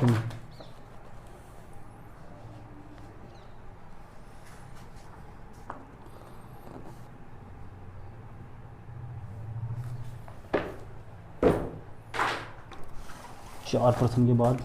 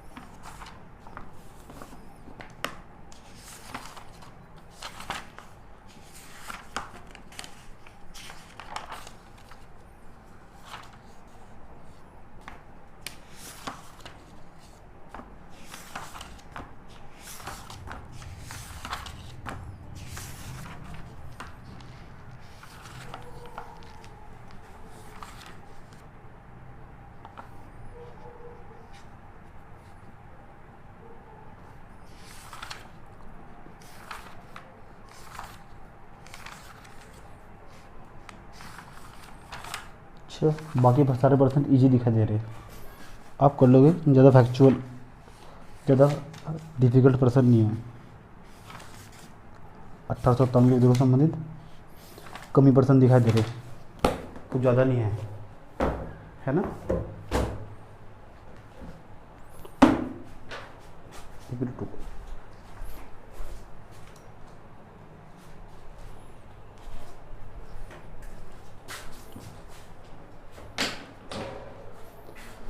हाँ तो बच्चों ये रहा था आज आपका टेस्ट, है ना। कुछ 50 क्वेश्चन हमने उसके कराए, किसके 50 क्वेश्चन लगभग हमने आपको कराए PCS में पर्सन, और 4 से 5 क्वेश्चन हमने कराए UPSC के। 4 से 5 क्वेश्चन UPSC कराए। इसमें से कुछ क्वेश्चन जो आपको डिफिकल्ट या हार्ड लगते हैं तो आप उन्हें अपनी कॉपी में कीजिएगा, है ना, और नोट कीजिएगा। और जब आप यहाँ से नोट कर लेंगे तो नोट करने के पश्चात एक काम करिएगा, जो आपकी जब आप कॉपी में 2 पेज और छोड़ दीजिएगा, 2 पेज और छोड़ दीजिएगा अपनी कॉपी में, है ना। 2 पेज होंगे उन्हें छोड़ दीजिएगा। क्यों? कभी भी कोरेशन होगा, कोरेशन मतलब कुछ नया पर्सन आया है ना जो आपको डिफिकल्ट दिखा दिया और आप पेपर दे रहे हैं, पेपर एनालाइज कर रहे हैं, या कभी पेपर हुआ आप दे रहे हैं, एनालाइज कर रहे हैं, और 1857 के विद्रोह से संबंधित कोई भी सवाल आता है तो आप वहीं मेंशन कर दीजिएगा, है ना। इसलिए मैं कहता हूँ आपको 2 पेज छोड़ दीजिएगा। उसके बाद कल हम क्या करने वाले हैं, कल आप मेरे साथ आंसर राइटिंग करने वाले हैं। आज एक स्पेशल शो भी आ सकता है, आज शाम या रात को, है ना, एक स्पेशल शो भी आ सकता है। वो स्पेशल शो IOL होगा इंटरनेशनल लेबर ऑर्गेनाइजेशन हो सकता है, यानी अंतर्राष्ट्रीय, क्योंकि आज वो भी है ना। तो उसके बारे में समझाना जरूरी। अब तक हमने 2 स्पेशल लिए हैं, एक स्पेशल शो आज हो सकता है। और मैं समझ रहा हूँ आपको स्पेशल शो पसंद आ रहे होंगे, है ना। लेकिन आप अपने नोट्स बनाते जाइएगा, देखना फिर उसके बाद क्या होने वाला है। धीरे धीरे आप मेरे साथ इतनी नॉलेज गेन कर लेंगे, शायद ही आप कभी इतनी नॉलेज गेन कर पाएंगे। आप अखबार से भी नहीं इतना सीख पाएंगे जितना मैं आपको समझा सकता हूँ। क्योंकि जो चीज़ आप लगभग सोचिए, जब आप अगर 10th क्लास में खुद पढ़ते तो आपकी हालत क्या होती, है ना। जो आपके साथ पढ़ रहे थे उनकी हालत क्या थी और कहाँ है मैं आज, है ना। तो आप अपना लेवल देखिए और उनसे कंपेयर कीजिए कि उनकी हालत क्या है, उनकी कितनी नॉलेज होगी और आपको कितनी नॉलेज है। जो टच में होगा वही सीखता जाएगा धीरे धीरे। इसलिए परछाई में रहना बहुत ज़्यादा ज़रूरी है। इसलिए मैं आपको, वैसे मैं ऑनलाइन सोर्स से जितना हो सके दूरी रहता हूँ, और मैं आपसे भी रिक्वेस्ट करता हूँ कि आप जो ऑनलाइन सोर्स है इनका सही तरीके से इस्तेमाल कीजिए, वरना ये आपको खा जाएंगे, ये आपको बर्बाद कर देंगे, समझे। मैं आपसे फिर रिक्वेस्ट कर रहा हूँ, ये आपका विनाश कर रहे हैं जो ऑनलाइन सोर्स आपके हाथ में है, समझे। आप इसे तरीके से यूज़ करेंगे तो आप बहुत आगे जा सकते हैं। लेकिन अगर इसका ज़रा सा भी दुरुपयोग हुआ, ये आपको लाइफ में काफ़ी पीछे ले भी जा सकता है, समझे। आप इसे अच्छी चीज़ें, जैसे कोई डॉक्यूमेंट्री, मैं हमेशा डॉक्यूमेंट्री देखता रहता हूँ। डॉक्यूमेंट्री देखना या बनाना मेरा काम, देखना या बनाना, एडिट करना। कोई फ़ोटो अच्छा लगा तो एडिट कर दिया, इस तो संबंधित देखना। जब तुम आओगे ना तो अच्छी अच्छी डॉक्यूमेंट्री दिखाऊंगा तुम्हें। मैंने 4 से 5 डॉक्यूमेंट्री बनाई ऐसा, जो पिछले लॉकडाउन के दौरान हुआ। जब आओगे ऑफलाइन क्लास में, वैसे ऑफलाइन क्लास में मुझे 2 या 3 महीने के बाद ही मिलना होगा। ऑफलाइन क्लास हुई तो 2 या 3 महीने के बाद ही मिलना होगा। 1 महीना और भी लॉकडाउन बढ़ सकता है, 3 मई के बाद डिसीजन होगा कि क्या होगा, समझे। ऐसा हुआ तो 2-3 महीने बाद ही, तो 2 या 3 महीने के अंतर्गत ही मैं आपका सारा सिलेबस पूरा करा दूँगा। आपको फिर मेरे पास आने की कोई ज़रूरत भी नहीं है ना। ऑफलाइन क्लास में मेरे पास आने की कोई ज़रूरत नहीं है, क्योंकि मैं आपको सारा सिलेबस पूरा करा दूँगा यहीं। लेकिन आप लगातार पढ़ते रहना, है ना। आओगे तो बस कॉपी चेक कराओगे तो मैं आपको कॉपी चेक करूँगा। मैं 2-2 घंटे भी दे सकता हूँ। एक बार मेरा पेपर हो जाए, है ना, फिर 2-2 घंटे भी दे सकता हूँ, आप समझ गए। मैथ भी मैं पूरा कराऊँगा, आप टेंशन मत लेना। मैथ का एक सवाल, समझे, किसी भी तरह का कोई भी सवाल हो आप देख लेना। मैं अभी जितना भी हो सके मैं ग्रुप से दूर ही रह रहा हूँ। व्हाट्सअप ग्रुप हो, चाहे वो फेसबुक हो, इंस्टाग्राम हो, सबसे दूर ही रह रहा हूँ, है ना। ऑनलाइन सोर्स तो काफ़ी दूरी बनाए हूँ, क्यों, ताकि इससे पढ़ाई पर कोई इफेक्ट ना पड़ा। जो जितनी भी आसपास की नेगेटिव चीज़ें मैंने हमेशा अवॉइड करने की कोशिश की, समझे। जितना भी हो सके ऑनलाइन जो सोर्स होंगे मेरे आसपास के, जितना भी मैं अवॉइड करने की कोशिश करता हूँ। आपने देखा 2 दिन तक अभी 2 दिन पहले क्लास नहीं चल पा रही, 2 या 3 दिन तक क्लास नहीं चली। पड़ोस में एक डेथ हो गई थी, इस कारण क्लास नहीं चल पाई। हालांकि मुझे खाली रहने का कोई शौक नहीं है, समझ गए। तो जितना हो सके ऑनलाइन सोर्स से दूरी रहो, आप भी दूरी रहो, समझ गए। और आप तो बच्चे हो, आपको जितना हो सके ना, जितनी दूरी बना कर रखो इतनी सही रहोगे। यूज़ करना किसके लिए, वीडियो के लिए सिर्फ, इसी तरह इस्तेमाल करो, बहुत आगे पहुँच जाऊँगी, है ना। मैंने एक इंटरव्यू देखा था, उसमें एक लड़की कह रही थी, जब वो अधिकारी बनी, मैं कह रही कि मुझे यूँ नहीं पता था कि ये ऑनलाइन सोर्स हो क्या, मैं सिर्फ अखबार में लिखती रहती थी, अखबार के अंदर ही बहुत जानकारी छिपी हो, समझ गए। आप वहाँ से सिर्फ एक चीज़ निकाल लो, ऑनलाइन सोर्स के अंदर बहुत चीज़ छिपा हुआ, लेकिन काम की चीज़ें छिपी हुई, समझे। जितना हो सके ग्रुप तो दूर बच करो। ग्रुप आपको माइंड डिस्टर्ब कर सकते हैं, दिमाग ख़राब कर सकते हैं आपका, है ना। अलग अलग जोन में ले जा सकते हैं आपको। आप इस तरह के कट्टर मुस्लिम, कट्टर हिंदू, कट्टर चमार, आप इस तरह के ग्रुप ज्वाइन करोगे ना तो आप इफेक्ट डालने वाले हैं। कभी आपके दिमाग में हिंदू, कभी मुस्लिम, अलग अलग कम्युनिटी में बढ़ जाओगे आपका दिमाग। लेकिन अगर आप एक पेपर, एक अच्छे एग्जाम की तैयारी कर रहे हो तो मेरा आपसे रिक्वेस्ट है ना, रिक्वेस्ट है, ऐसे ग्रुप या ऐसे फेसबुक, इनसे सबसे बच करो। कमेंट करने से भी क्या मिलेगा आपको, दूसरे के फोटो देखोगे, कमेंट करने से भी क्या मिलेगा, स्टेटस देखने से भी क्या मिलेगा। मज़ा तो जब आप स्टेटस लगाओ और दूसरे देख रहे हो, आपके पास टाइम ना हो देखने का भी, है ना, कि आपके स्टेटस कौन कौन देख रहा है ना। मज़ा तो जब आपका स्टेटस कोई और लगा रहा हो, मज़ा तो जब आपकी डीपी कोई और यूज़ कर रहा हो, है ना, जब मज़ा। फिर वो मज़ा भी क्या मज़ा। अभी एक ज़िंदगी सिर्फ 1 साल एक साल का बलिदान मांगती है, सिर्फ 1 साल का। उसके बाद देखना लाइफ चेंज हो जाएगी पूरी तरह, समझ गए। कोई भी बच्चा हो वीडियो देख रहा हो, कोई बात नहीं, समझ गए। ध्यान से सुनना, 1 साल बाद, कितने, 1 साल तक पूरे बहुत शांत तरीके से मेहनत कर लो, लाइफ पूरी तरह हमेशा के लिए चेंज हो जाएगी सब बच्चों की। जो भी लगातार मेरे साथ बना रहेगा, मैं अपनी गारंटी ले सकता हूँ, तुम्हारी नहीं, समझ। तुम्हारी जब हूबहू नियम पर चल रहे हो तब बहुत दूर तक जाओगे। तो क्या करूँ यार, समझाने की आदत नहीं जाती ना, है ना। पहले कुछ दिन तक तो प्रॉब्लम हुई ऑनलाइन सोर्स में, अब तो ऑनलाइन सोर्स में मजा आने लगा, है नहीं। अभी लैपटॉप पर भी क्लास लेते रहता हूँ, वैसे भी अलग तो 2-2 3-3 चौथी क्लास है सुबह से मेरी, आज ही क्लास स्टार्ट करी, चौथी क्लास, समझे। इतनी क्लास रिकॉर्ड करनी पड़ रही है ना। चलो। देखो, हाँ समझ में आया? कोई प्रॉब्लम तो नहीं? कोई प्रॉब्लम हो तो बताओ। और हाँ, 9 बजे के बाद और सुबह 8 बजे से पहले कोई भी बच्चा मैसेज नहीं करेगा, है ना? ये मेरा पढ़ने का समय होगा, आप मुझे डिस्टर्ब करोगे तो कुछ नहीं होगा, है ना? कोई भी बच्चा मैसेज ना करो और बार बार व्हाट्सएप पर भी परेशान ना करो, समझे? जो देखो, मैं पढ़ा तो रहा हूँ आपको, इतना ही समझ लो यार, है ना? इतना कीमती समय निकाल कर दे रहा हूँ आपके लिए, इतना ही बहुत है। जब आप ऑफलाइन में पढ़ते होंगे तो फिर अलग, वहाँ अलग कॉन्सेप्ट, यहाँ अलग कॉन्सेप्ट, समझ गए? जूम ऐप यूज़ करते हो आप? जूम ऐप, चलो बताऊंगा, एक वीडियो बनाऊंगा जूम ऐप के लिए कि किस तरह आप मेरे से जुड़ सकते हैं। अधिक सारे बच्चे जो अपने घर बैठे बैठे अधिक मात्रा में आप जुड़ सकते हैं। कहीं भी बैठे हो आप, अलग अपने रूम से बैठे मैं भी देख पाऊंगा आपको, आप भी मुझे देख पाओगे। बात कर रहे हो, सभी बच्चे बात कर रहे हैं, कोई बच्चा शोर नहीं मचाएगा। मैं आपको समझाऊंगा, उसका एक वीडियो बनाऊंगा अलग से, अगर समय मिला तो। समय मिला तो, वादा करता नहीं बिल्कुल भी, समझ गए? समय मिला तो आज एक गाना जरूर सुनना, मैंने दिल से कहा ढूंढ लाना खुशी। मैं सुना होगा, मैंने दिल से कहा, नहीं सुनाता, मूड नहीं है मेरा। मैंने दिल से कहा ढूंढ लाना खुशी, ना समझ लाया गम तो गम ही सही। वाह क्या गाना, क्या बोल है इसके।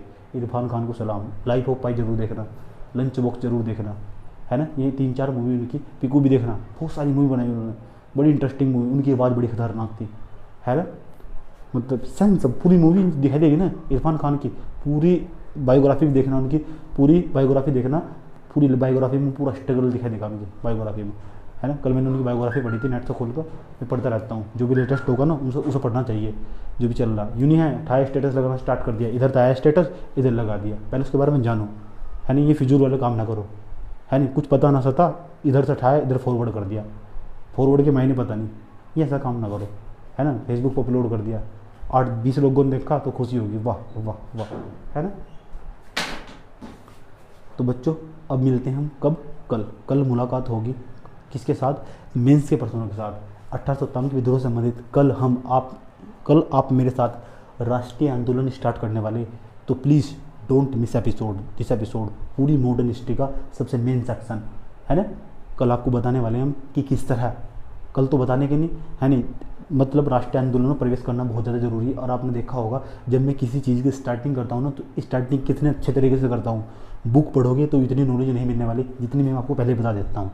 अच्छा सर, आप कहाँ से बताते हैं? सर ने पढ़ा हुआ, सर पढ़ते रहते हैं, सारा दिन यही काम है सर को, समझे? तो कल हम राष्ट्रीय आंदोलन स्टार्ट करने वाले हैं, समझे? क्या स्टार्ट करने वाले? राष्ट्रीय आंदोलन, नेशनल मूवमेंट स्टार्ट करने वाले।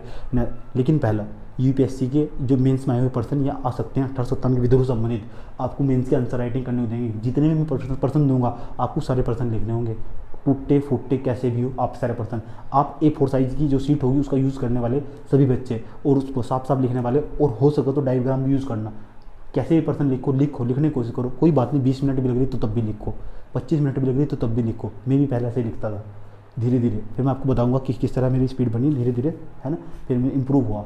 एक दिन का सुधार नहीं, इंप्रूवमेंट नहीं है, धीरे धीरे सब इंप्रूवमेंट होगा। जो चाहोगे ना, जो सोचोगे वो बन जाओगे, है ना? जो सोचोगे वो बन जाओगे। जिस फैन के नीचे मैं खड़ा हूँ वो फैन किसी ने पहले उसके दिमाग में चला हुआ फ़ैन, समझिए? आज पूरी दुनिया में फ़ैन होगा, इसी जिन्हें बनाई होगी सबसे पहले उसके दिमाग में चली होगी, है ना?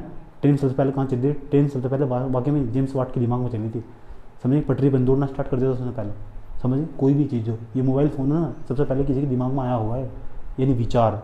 तो दैट इज़ द मोस्ट चीज़ क्या? विचार, आइडियल जिसे बोलते हैं ना। तो आइडियल सबसे महत्वपूर्ण चीज़ होती है। तो आइडिया नहीं आने का ना तो आपके पास कुछ नहीं आने का। आइडिया मतलब विचार, यानी ऐसा कहा जाता कितनी बड़ी मंजिल हो उसका रास्ता हमेशा एक छोटी सीढ़ी से स्टार्ट होता, पहली सीढ़ी से स्टार्ट होता। कितनी बड़ी मंजिल हो, कितनी बड़ी मंजिल पर पहुँचना हो आपको, हमेशा आपको पहली सीढ़ी पर कदम रखना ही होगा, समझे? नहीं सीधा तीसरी सीढ़ी पर कदम रखोगे ना तो आप फिसल जाओगे, समझिए? तो कब मिलते हैं? मिलते हैं कल। अच्छा आज शाम को मुलाकात हो सकती है, कौन से? मैं एक कोई इंटरनेशनल ऑर्गेनाइजेशन ला सकता हूँ। अच्छा वर्ल्ड बैंक ला सकता हूँ। वर्ल्ड बैंक क्या है ना, ये वर्ल्ड बैंक ला सकता हूँ मैं, वर्ल्ड बैंक पढ़ा सकता हूँ। जितने भी इंटरनेशनल ऑर्गेनाइजेशन होंगे ना, मैं आपको सबके साथ आपके साथ सब कवर करने की कोशिश करूँगा। बड़े बड़े ऑर्गेनाइजेशन, है ना? इंटरनेशनल ऑर्गेनाइजेशन चल रही, अंतर्राष्ट्रीय संगठन चल रहे जो पूरी दुनिया चलाते हैं। अच्छा IMF भी ला सकता हूँ, इंटरनेशनल मॉनेटरी फंड, अंतर्राष्ट्रीय मुद्रा कोष, है जिसकी जो पूरी दुनिया को लोन बांटता है ना, वो भी ला सकता हूँ। अच्छा और क्या ला सकते हैं सर? और क्या ला सकते हैं? अच्छा इकोनॉमिक सर्वे तो नहीं लाने के भी, विश्व आर्थिक मंच नहीं लाने के, वर्ल्ड इकोनॉमिक फोरम और UNEP ला सकता हूँ, है ना, जो पूरी दुनिया का जो पर्यावरण देखता है ना उसे ला सकता हूँ। IUCN भी ला सकता हूँ, सिटीज़ भी ला सकता हूँ, है ना, बहुत सारे इंटरनेशनल ऑर्गेनाइजेशन है जो आपको एग्जाम समझने में मदद करेंगे। देखना आपका लेवल कितना ग्रो करने वाला आप धीरे धीरे। आप कभी छोटा सोचने के नहीं, क्यों? अब तक आप छोटा क्यों सोचते थे? क्यों? आपकी हालत उसकी तरह है, बिल्कुल उस भिखारी की तरह जिसे 10 रुपये दे दिए। बोलना चाहिए, बोलता हूँ आपको समझाने के लिए, उदाहरण पेश करने पड़ते हैं क्योंकि उसकी औकात तक बाहर है ना। आपको इतना पढ़ा दिया, इतना ही पढ़ लिया आपने, सोचो यार ये तो बहुत अच्छा पढ़ा दिया, ये तो बहुत अच्छा है, इससे भी बहुत अच्छा है, लेकिन ऐसा होता नहीं बाबू। अभी लेवल यहाँ नहीं, अभी लेवल बहुत ऊँचा लेके जाना, समझे? कब? धीरे धीरे जब मेरे साथ पढ़ते रहोगे। बोर तो नहीं हो रहे? धन्यवाद। आज के लिए इतना ही रखते हैं बस, फिर बाद में मिलते हैं, है ना, कल मिलते हैं सब बच्चे। Thank you very much.